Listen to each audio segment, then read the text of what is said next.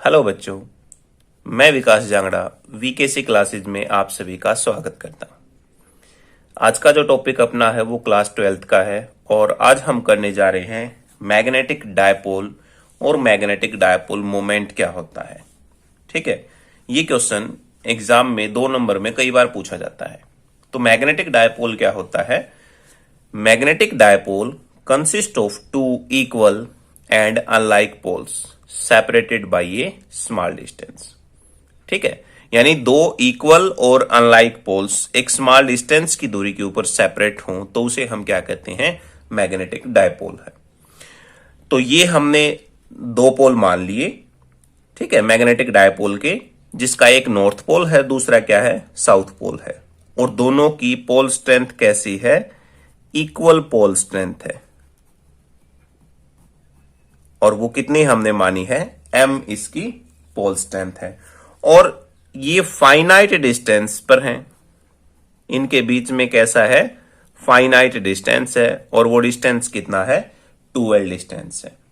ठीक है, जो ये डिस्टेंस है ना दोनों पोल के बीच का, उसे हम कहते हैं magnetic length. The distance between north and south pole is called magnetic length. ठीक है, इस लेंथ को हम क्या कहेंगे? मैग्नेटिक लेंथ कहेंगे।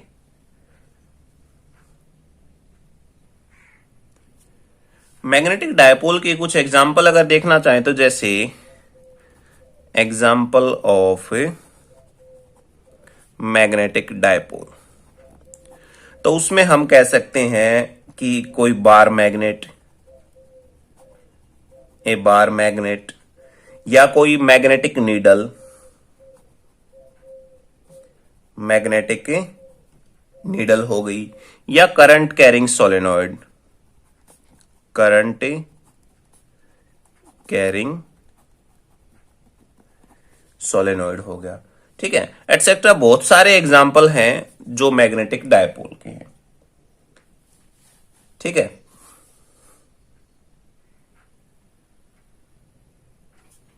अब बात करते हैं magnetic dipole moment. Magnetic dipole moment, magnetic dipole moment को P से डिनोट करते हैं और मैग्नेटिक है तो PM भी बोल देते हैं। ठीक है, ये एक वेक्टर क्वांटिटी है। मैग्नेटिक डायपोल मोमेंट क्या होता है? Product of pole strength, it is product of pole strength and its dipole length. ठीक है, जो प्रोडक्ट हो गई और जो डायपोल लेंथ या फिर जो डिस्टेंस है दोनों पोल के बीच का, ये यहां से यहां तक का, वो क्या कहलाएगा? Dipole length. तो उसे हम कहेंगे मैग्नेटिक डायपोल मोमेंट। यानी इसको मैथमेटिकली अगर हम लिखें तो P जो M है वो किसके बराबर हो जाएगा? मैग्नेटिक पोल स्ट्रेंथ, और जो डायपोल लेंथ है 2l। तो ये हमारे पास मैग्नेटिक डायपोल मोमेंट हो जाएगा। इसकी डायरेक्शन जो होती है वो साउथ से नॉर्थ की तरफ होती है। ध्यान रखना, its direction from south to north. South से नॉर्थ की तरफ डायरेक्शन होती है। ये एक वेक्टर क्वांटिटी है। It is a vector quantity. ठीक है, ये एक वेक्टर क्वांटिटी होती है। इसकी यूनिट अगर देखें SI यूनिट, तो SI यूनिट क्या हो जाएगी इसमें? देखो, मैग्नेटिक डायपोल मोमेंट की देखें तो एम्पियर मीटर स्क्वायर। ठीक है, ampere metre square magnetic dipole moment की SI यूनिट हो जाएगी, या इसे हम बोल सकते हैं जूल पर टेस्ला या फिर न्यूटन मीटर पर टेस्ला, इनमें से कोई भी हम इनकी एसआई यूनिट है वो लिख सकते हैं। ठीक है, तो ये हमारे पास टॉपिक था मैग्नेटिक डायपोल और मैग्नेटिक डायपोल मोमेंट। अब बात करते हैं Coulomb's law in magnetism. Coulomb's law in magnetism. तो जैसे हमने कूलम्ब्स लॉ इन इलेक्ट्रोस्टैटिक पढ़ा था, उसी तरह से कूलम्ब्स लॉ इन मैग्नेटिज्म है। अब कूलम्ब्स लॉ इन मैग्नेटिज्म क्या कहता है? मैग्नेटिक फोर्स, ठीक है, magnetic force between two poles is directly proportional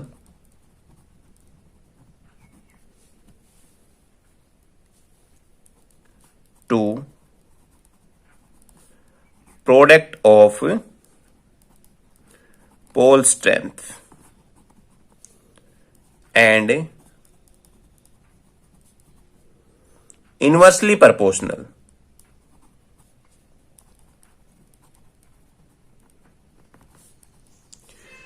to square of distance between two poles.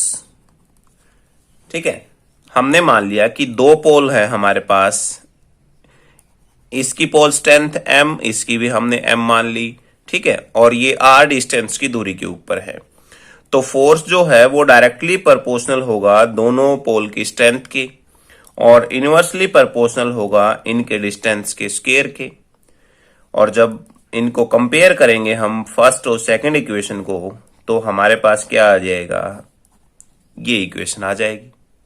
और जब प्रोपोर्शनलिटी को हटाएंगे तो कांस्टेंट लग जाएगा mu naught upon 4 pi m into M divide by R square. ये जो 4 pi mu naught upon 4 pi है, ये प्रोपोर्शनलिटी कांस्टेंट है मैग्नेटिज्म के अंदर। तो ये हमारे पास कूलम्ब्स लॉ इन मैग्नेटिज्म हो जाएगा। यहां से हम मैग्नेटिक फ्लक्स डेंसिटी भी निकाल सकते हैं पोल स्ट्रेंथ की वजह से क्या हो जाएगी। तो देखो, magnetic flux density due to pole strength. ठीक है, पोल स्ट्रेंथ की वजह से मैग्नेटिक फ्लक्स डेंसिटी हम निकालें तो वो किसके बराबर हो जाएगी? ये जो m है इसको यहां ले आते हैं f के नीचे, तो डिवाइड में आ जाएगा। f divide by m is equal to mu naught upon 4 pi m divide by R square. Force per unit जो हमारे पास मैग्नेटिक पोल स्ट्रेंथ होती है, तो वो मैग्नेटिक फील्ड के इक्वल होता है, यानी B होता है हमारे पास force per unit magnetic field. ये ध्यान रखना आपने।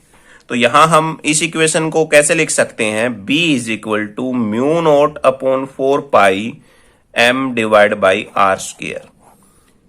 ये हमारे पास है मैग्नेटिक फ्लक्स डेंसिटी, या फिर मैग्नेटिक फील्ड कह सकते हैं, या मैग्नेटिक फील्ड स्ट्रेंथ कह सकते हैं due to a bar magnet. एक बार मैग्नेट के द्वारा मैग्नेटिक फील्ड जो है वो हमारे पास ये हो जाएगा। ठीक है, थैंक यू।